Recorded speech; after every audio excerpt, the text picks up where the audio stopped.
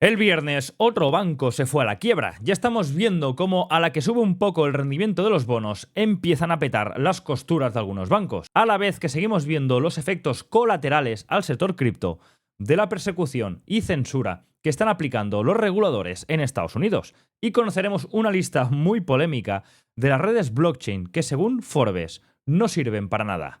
Pues esto y mucho más en el vídeo de hoy. ¡Vamos al lío! Muy buenos días, cracks. Pues la semana pasada ya estuvimos hablando de esta campaña de miedo y de las últimas intervenciones que están haciendo el gobierno de los Estados Unidos y el FBI, y visto las primeras reacciones, parece que están teniendo impacto en el sector. Porque después de la detención de los fundadores y cierre de la Samurai Wallet, ahora es otra billetera, en este caso Wasabi Wallet, quien está bloqueando a usuarios de Estados Unidos y anuncia que va a prohibir indefinidamente el uso de sus productos a los usuarios de este país. Y es que la empresa que hay detrás de esta billetera ha tomado esta medida en respuesta al aumento de esta presión regulatoria ilegal sobre la naturaleza de las transacciones CoinJoin dentro del país. Y no es el único caso, porque otra billetera, en este caso Phoenix Wallet, ha comunicado que el 3 de mayo se va a retirar también de las tiendas de aplicaciones estadounidenses y aconseja a los usuarios de Estados Unidos que vacíen sus monederos. Y atención, porque Phoenix Wallet es uno de los principales monederos Bitcoin diseñados específicamente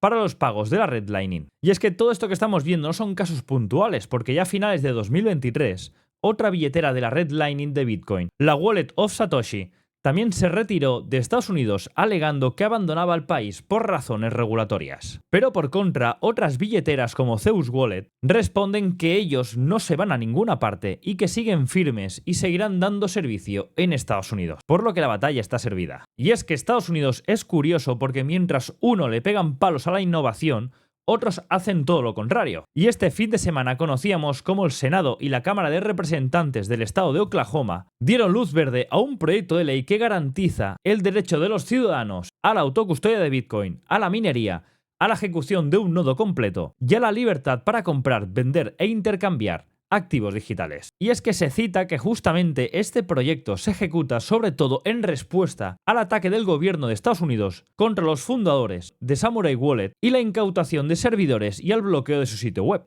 Y lo interesante de esta medida es que se pueda sentar un precedente para otras jurisdicciones de Estados Unidos y del resto del mundo. Y por cierto, te recuerdo que si te gusta y valoras mi trabajo, dale al like, suscríbete al canal y recuerda activar la campanita de aquí abajo para estar al día cuando suba nuevo contenido. Y ahora pasando a los ETF de Bitcoin al contado, el viernes volvimos a tener salidas en los ETF por tercer día consecutivo, y es que la semana pasada volvió a ser negativa, ya que seguimos viendo un menor interés en la compra de Bitcoin, y las salidas, a pesar de que no son niveles que superan semanas anteriores, siguen siendo superior a la compra y ejercen presión de venta en el activo. Y a excepción de ARK Invest, que compró poco más de 5 millones, Grayscale como no, y también Fidelity y Bitwise tuvieron salidas el viernes. Pero atentos, porque en principio mañana día 30 se lanzan los ETF de Bitcoin y Ethereum en Hong Kong. Y es una buena noticia porque puede abrir las puertas a más productos financieros relacionados con Bitcoin y Ethereum en Asia. Pero recordar que a corto plazo el impacto seguramente sea más bien poco, porque los inversores de la China continental no pueden comprar estos ETF de Hong Kong.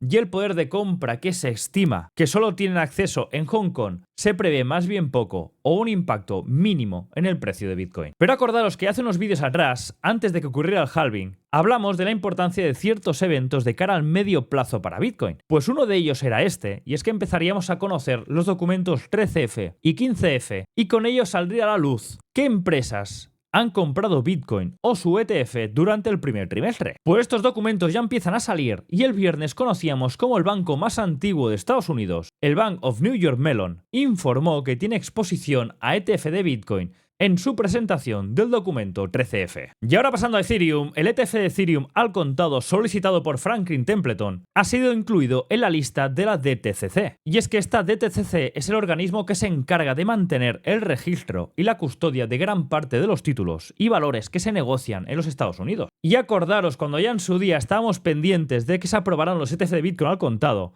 y justo cuando se publicaron algunos ETF en esta lista de la DTCC, antes de que la propia SEC los aprobara, esto provocó cierto pumpeo en el precio de Bitcoin. Pues aquí podemos ver cómo ya consta dentro de esta lista el ETF de Franklin Templeton, y podríamos decir que esta vez quizás no ha ocurrido este pumpeo de Ethereum todo y que respecto a Bitcoin este fin de semana se ha comportado mejor, pero es el hecho de que ahora ya se conoce de una manera más amplia que el hecho de aparecer en esta lista simplemente es un efecto preparatorio para que en un futuro estos ETFs sean aprobados y se puedan comercializar. Pero el hecho en sí de aparecer en esta lista no es garantía de que sean aprobados ya mismo por la SEC, por lo que el mercado sigue en su mayoría descontando que estos ETF de Ethereum al contado no van a ser aprobados para este mes de mayo y seguiremos esperando a que la SEC se pronuncie. Y fijaros con este gráfico porque las finanzas descentralizadas de la red de Base siguen creciendo y su TVL ya supera los 1.600 millones de dólares. Y es que ha aumentado casi un 100% en el último mes. Y agarraros a la silla porque atención, que Forbes ha publicado un artículo donde empieza a meterle palos a más de 50 altcoins, y algunas de ellas son míticas o muy conocidas en el sector cripto. Y es que en este artículo publican una lista que aborda el fenómeno de lo que ellos dicen cripto zombies o proyectos de criptomonedas que, a pesar de tener una valoración de mercado de más de 1.000 millones de dólares, carecen de actividad o de desarrollo real. Y señala que la existencia de estos proyectos genera preocupaciones sobre la posible especulación excesiva que existe en el mercado cripto y la falta de fundamentos sólidos en algunos proyectos, y advierte sobre los riesgos asociados de invertir en proyectos sin un caso claro de uso o un equipo de desarrollo que esté comprometido detrás del proyecto. Y atención con la lista, que la tengo por aquí, porque pone como ejemplo y en primer puesto a XRP, el cual cita que tiene una capitalización de mercado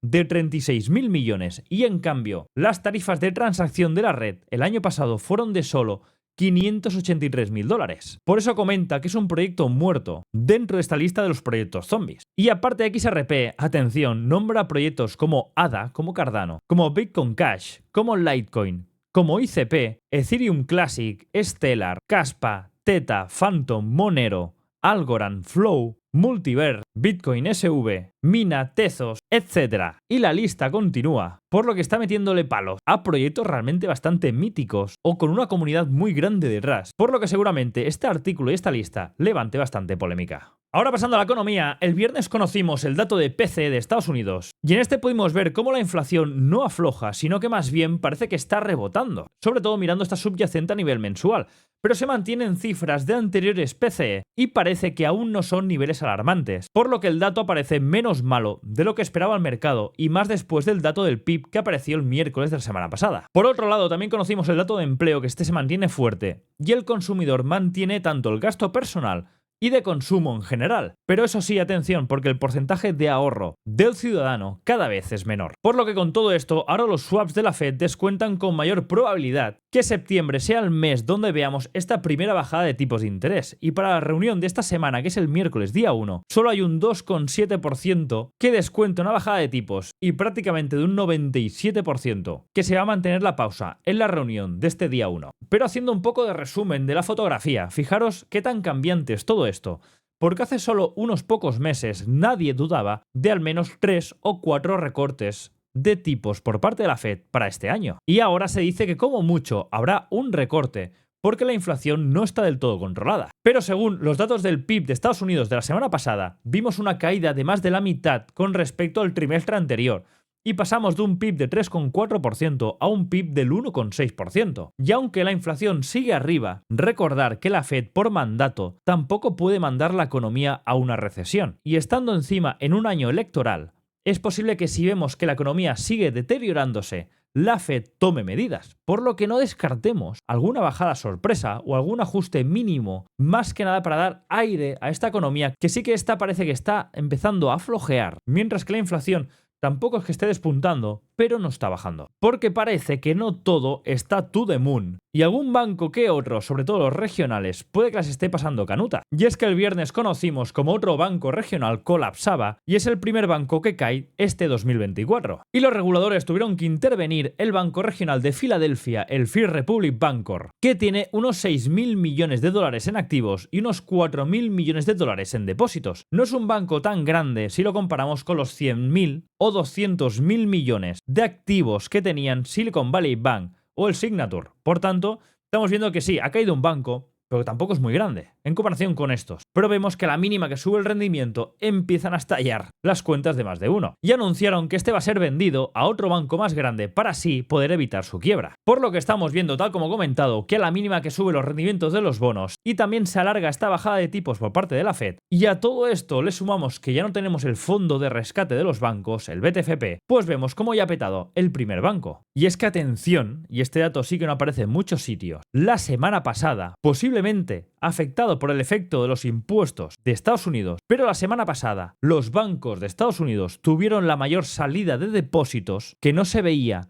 desde el 11 de septiembre de 2001, fecha muy conocida por los atentados de Estados Unidos. Pues la semana pasada vimos la mayor salida desde hace más de 20 años, por lo que puede que lo de este banco no sea un caso aislado. Ahora pasando a las acciones, empezamos por ExxonMobil, porque la petrolera presentó resultados el viernes y comenta haber sido afectada por un gasto inesperado en impuestos y eso disminuyó las ganancias esperadas, y eso provocó que tuviera caídas de casi el 3% el viernes al cierre. Pero mientras estos caían, atención con Google, que subía más de un 10%, y es que con esta subida su market cap alcanzó los 2 trillones de dólares americanos por primera vez en su historia. Y es que después de mostrar resultados, Morgan Stanley elevó el precio objetivo a $195 por acción y JP Morgan lo eleva a $200 por acción, al tiempo que mantienen su calificación de sobreponderar. Ahora pasamos a la otra cara de la moneda, que es Intel, que bajó cerca de un 10% y tuvo su mayor caída desde julio de 2020. Ahora saltamos a Amazon, que subía casi un 4%, y es que la NBA anunció que ha llegado a un acuerdo con Amazon Prime Video para albergar partidos importantes de temporada regular y de playoff durante los próximos 10 años. Y por último, Tesla, con bajadas superiores al 1%, a pesar de que Elon Musk comunicó que invertiría $10.000 millones en inteligencia artificial durante este año 2024 para avanzar en su tecnología de la conducción autónoma. Y te recuerdo que para operar todos estos mercados, acciones, divisas, commodities, Bitcoin, Ethereum, altcoins, etc., utilizo el broker de Confury, que por aquí abajo os dejo el código QR para descargar la aplicación, ya que si te das de alta con el código John y fondeas la cuenta, recibirás una recompensa de hasta $250, aparte de apoyar al canal. Ahora pasamos a repasar cómo está el sentimiento de miedo-codicia en el mercado tradicional, que está en 42, en la zona de miedo, mientras que en criptomonedas estamos en zona 67, zona de codicia, pero a punto de entrar en la zona neutral. Y para esta semana, atención, que hay eventos muy importantes. Para empezar, recordar que el viernes, día 26, finalizó el blackout de recompra, por tanto, ahora las empresas pueden volver a recomprar sus acciones propias, por lo que es un evento positivo para el mercado de cara al corto plazo. Pero hoy lunes arrancaremos conociendo el IPC de España y el IPC de Alemania. Pasamos a martes, último día de mes, que arrancamos con el PMI de China, el PIB de España y Alemania, el IPC de la zona euro. Y atención, porque el día 30 conoceremos la sentencia de la audiencia por el juicio del ex CEO de Binance, el señor CZ, por lo que habrá que estar atento por qué impacto pueda tener en el sector cripto, a pesar de que es una sentencia que de momento parece que pueda ser negativa para este hombre. Luego pasamos al miércoles, día 1, que es festivo en muchos mercados bursátiles. Pero atención, y es que no será un día tranquilo, porque conoceremos el dato de ADP, el dato privado en Estados Unidos, el PMI manufacturas también en Estados Unidos, la encuesta JOLTS, inventarios de petróleo, y atención, porque a última hora, reunión de política monetaria, decisión de tipos de interés en la Fed de Estados Unidos, que se espera una pausa, pero será importante ver qué dice después el señor Powell en la conferencia de prensa para poder estimar con más precisión, más o menos, si la bajada de tipos vendrá en junio o va a venir en septiembre. Luego saltamos al jueves, que conoceremos el dato de PMI y manufacturas en España, Alemania, la zona euro y las nuevas peticiones de subsidio por desempleo semanal en Estados Unidos. Y cerramos el viernes, que tampoco será un día flojo, con dato de desempleo en España, NFP, nóminas no agrícolas en Estados Unidos, atención con esto, tasa también de desempleo en Estados Unidos y los PMI de servicio y el ISM de no manufacturas en Estados Unidos. Por lo que es una semana muy cargada de datos macro. Pero atención, que esto no acaba aquí. Y es que también conoceremos el tamaño de emisión del Tesoro de los Estados Unidos. El anuncio se va a dar hoy lunes y el miércoles día 1. Y es posible que con el cobro de impuestos, como han llenado sus arcas, puedan anunciar una menor emisión. Y esto sería positivo para los mercados. Pero estaremos pendientes de este dato de emisión, porque si fuera una sorpresa y fuera más alto de lo esperado, es suficientemente motivo como para tumbar a los mercados. Y aparte de esto y de todas las noticias macro, seguimos en temporada de resultados y para esta semana, atención que tampoco viene floja, con resultados de empresas como PayPal, Amazon, AMD o también otra de las grandes como Apple el jueves al cierre. Por lo que atención sobre todo el martes al cierre y el jueves al cierre de mercado. Perfecto, pasando a los gráficos, hoy iré por faena, iré más rápido, porque ya hemos dedicado mucho tiempo a las noticias que hoy venían bastante cargadas y tampoco quiero que se alargue mucho el vídeo. Pero la semana pasada cerramos con unos mercados que respondieron bien al dato de PCE, y si a esto le sumamos los últimos resultados de Microsoft y Google, todo esto llevó los índices arriba. Y no solo los grandes índices, porque las pequeñas compañías también tuvieron un mejor cierre semanal. Pero a pesar de esto, quiero que veáis este gráfico. Y es que seguimos viendo cómo los mercados alcanzan unos niveles de concentración que no veíamos desde la Gran Depresión. Y es que las acciones de pequeña capitalización ya representan menos del 4% del total del mercado de valores de Estados Unidos, que está cerca, como comentado, del nivel más bajo de los últimos 90 años. Esto muestra esta situación actual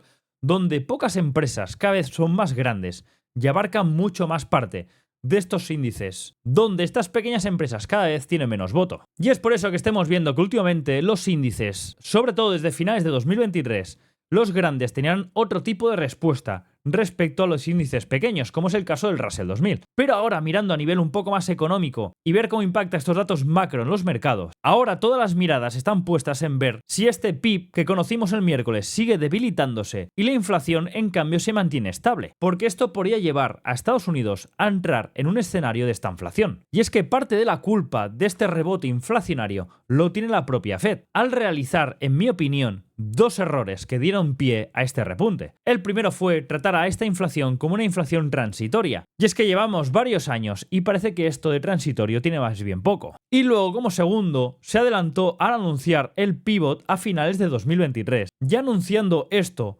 alimentó justamente lo que estáis viendo aquí. Alimentó de nuevo a estos mercados que aumentaron con mucha violencia, y esto lo que provocó es que le complicó la situación, porque esto alimentó también un auge en las materias primas y también este repunte que estamos viendo en la inflación. Por tanto, yendo en faena para no alargar el vídeo, veremos cómo reaccionan los mercados esta semana después del fuerte rebote en la zona de 5.000 del SP500, del Nasdaq y también de las pequeñas compañías, cuando conoceremos datos tan importantes como las nóminas no agrícolas, resultados importantes de empresas como Amazon y Apple, y sobre todo la decisión de tipos de interés el miércoles de la Fed. Pasando a mercados europeos y asiáticos, Europa, como siempre, un calco de lo que está haciendo en estos momentos Estados Unidos, y también rebote en Asia, pero sobre todo en China, donde el ETF de referencia tecnológica de China, el KWEB, tuvo su mejor semana desde enero de 2023. Por lo que atención a China, que ya he comentado en varios vídeos atrás, que está empezando a romper niveles clave de toda la bajada que vimos durante todo 2023. Ahora pasando a Bitcoin, seguimos viendo cierta debilidad del movimiento de Bitcoin. Y es que a pesar de que rompíamos este nivel, que era el 50% de todo el rango, entre los 74.000 y los 60.000, esta rotura, como ya comentamos la semana pasada, era una rotura de mechas y el precio no llegó a romper y a cotizar por encima, por lo que la rotura era más bien débil, y de hecho comentábamos que en esta zona habríamos cortos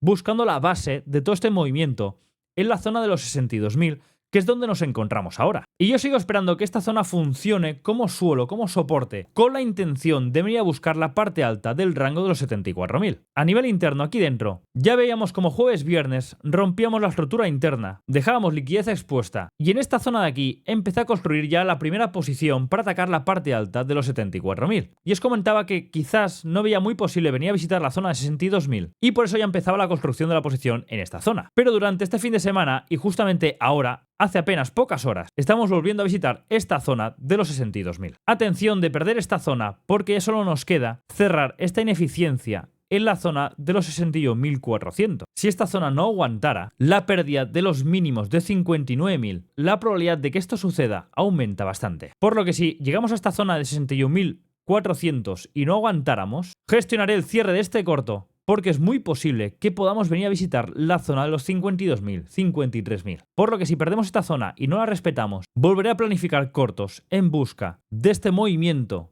que poca broma, que es una caída posible de $10.000. Y esto, viendo cómo están las altcoins y compañía, seguramente veamos un castigo a corto plazo del sector cripto. De ahí la importancia de esta franja entre los 62.000 y 61.400, que es donde estoy construyendo la última posición a largos para atacar la parte alta, pero de no ser respetada, seguramente haya que girar todo el escenario para ir a buscar la parte baja de los 53.000. Pero mientras vemos cierta debilidad en Bitcoin, en cambio en Ethereum, todo lo contrario.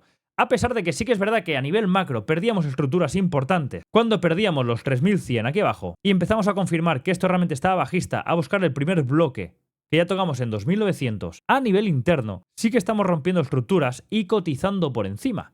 y justo ahora estamos llegando a la primera zona de rebote en 3160. Y es que quizás sí que hemos visto cierto efecto positivo en esta publicación de la DTCC de este ETF de Franklin Templeton y que mañana se van a probar los ETF en Hong Kong. A pesar de que, como ya he comentado, no va a ser una entrada de gran capital dentro del activo, puede tener esa parte de FOMO y estar ayudando a que Ethereum lo esté haciendo mejor que Bitcoin. Por eso ese largo que estoy haciendo en Bitcoin, visto cómo está reaccionando Ethereum, pueda tener algo más de probabilidad de éxito por este adelanto de movimiento que está haciendo Ethereum. Pero al igual que pasa con Bitcoin, hay ciertos niveles muy importantes de 3080 a 3040 que no deberíamos de perder si seguimos con el intento de atacar y cerrar el imbalance en la zona de 3520. A nivel de altcoins, si miramos tanto Hedera como Saucer, seguimos viendo como poco a poco se van desangrando después de la polémica noticia que apareció la semana pasada que provocó esta subida de más de un 100%.